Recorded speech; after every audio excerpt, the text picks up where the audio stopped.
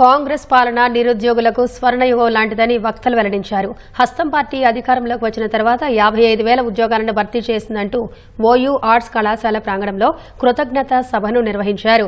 సభకు ముఖ్య అతిథులుగా పట్టభద్రుల ఎమ్మెల్సీ తీర్మార్ మల్లన్న, ఎమ్మెల్యే మందుల సామేలు, బెల్లయ్య నాయక్, శోభారాణి తదితరులు హాజరయ్యారు.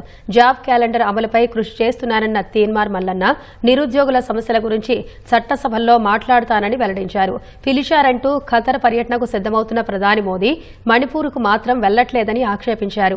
బీఆర్ఎస్ సర్కార్ 10 ఏళ్లు నిరుద్యోగులను పూర్తిగా విస్మరించిందన్న తీన్మార్ మల్లన్న లక్షల కోట్లు అప్పులు చేసి వెళ్లారని ధ్వజమెత్తారు.